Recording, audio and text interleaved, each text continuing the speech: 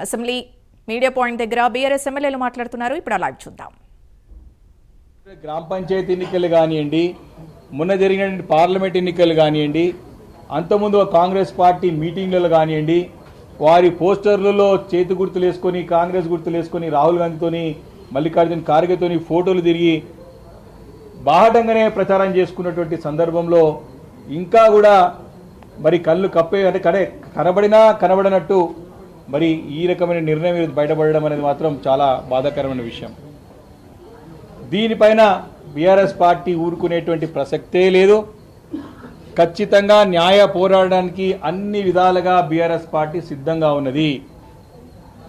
ఈ యొక్క తీర్పు కూడా సుప్రీంకోర్టు నుండి చివాట్లు పెట్టిన తర్వాత, సుప్రీంకోర్టు మొట్టకాలేసిన తర్వాత ఏ స్థాయి వరకు పోయింది ఈరోజు ఈ నిర్ణయం తీసుకోవడానికంటే, మీరు నూతన సంవత్సర వేడుకలు మీరు ఎక్కడ జరుపుకోవాలో నిర్ణయించుకోండి అని చెప్పి ఒక అంటే వార్నింగ్, ఒక సీరియస్ కమెంట్స్ సుప్రీంకోర్టు చేసేంత వరకు కూడా ముఖ్యమంత్రి గారు మన యొక్క రాష్ట్ర ఒక గౌరవాన్ని మంట గల్పినారో స్పష్టంగా అర్థమవుతా ఉన్నది. అంటే ఆ రకమైనటువంటి వ్యాఖ్యలు చేసేంత వరకు కూడా ఈరోజు వచ్చినటువంటి తీర్పు రాలేదు.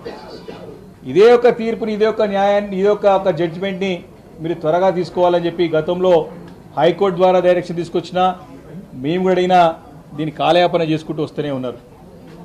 ఈరోజు కేవలం 5 సభ్యులకు సంబంధించినటువంటి ఒక జడ్జిమెంటే తీర్పునిచ్చినారు. మేము ప్రత్యక్షంగా అడిగినాం, మిగతా 5 సభ్యుల యొక్క సంగతి ఏంటిది స్పష్టంగా అడిగితే దానికి మాకు సమాధానం లభించలేదు. ఈరోజు ఇంకొక విషయం, ఈరోజు కేవలం 5 సభ్యులకు సంబంధించింది జడ్జిమెంట్ ఇచ్చినారు. ఇంకొకటి, సుప్రీంకోర్టు చాలా స్పష్టంగా తమ యొక్క జడ్జిమెంట్లో చాలా స్పష్టంగా తెలియజేసింది. తమ లాస్ట్ పారాగ్రాఫ్ 4th పాయింట్లో 102 పారాగ్రాఫ్లో మీరు అంటే సార్ ఇంగ్లీష్లో చదివి వినపడతాను, ఇది చాలా ముఖ్యమైన అంశం కాబట్టి, we direct that the speaker would not permit any of the MLAs who are sought to be disqualified to protract the proceedings. In that event, any of such MLAs attempt to protract the proceedings, the speaker would draw an adverse inference against such of the MLAs.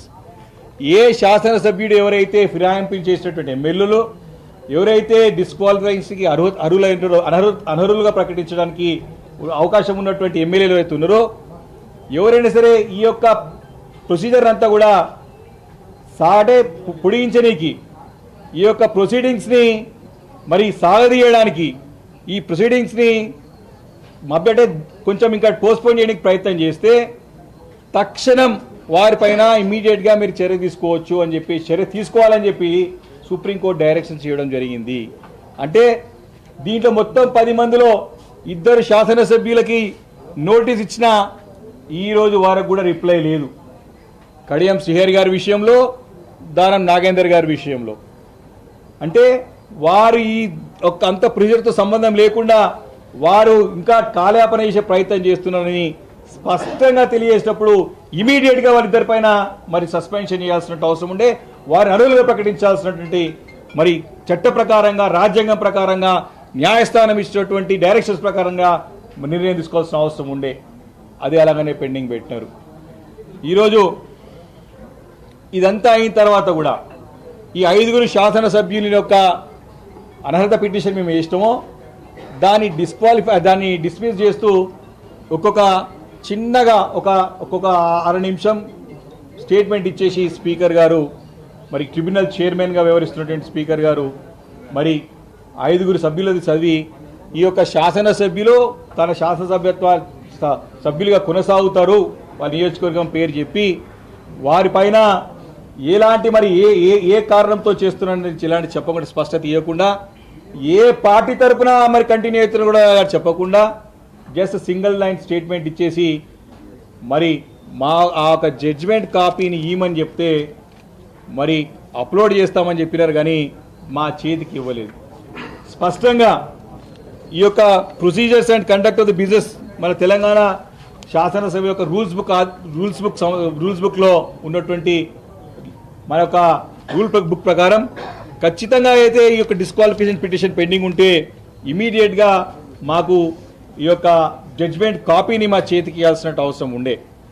మా advocates కానీ మేము కానీ దాదాపు 45 నిమిషాలు అదే ఛాంబర్లో కూర్చొని తప్పకుండా కావాలి, మాకు చేతికి కావాలి, ఏ బేసిస్ పైన మాకు పిటిషన్ని డిస్మిస్ చేశారని చెప్పి ప్రశ్నిస్తే ఆ ప్రశ్నకి సమాధానం లేక త్వరలో చేస్తామని చెప్పినా కానీ ఎప్పటివరకు చేస్తామో అంటే అప్లోడ్ చేస్తామని చెప్పేసి దాటి వేసే ప్రయత్నం చేశారు తప్ప మాకు హక్కుగా పిటిషనర్గా మాకు మా అడ్వకేట్స్కి డెఫినెట్గా ఇవ్వాల్సిన అవసరం ఉండే.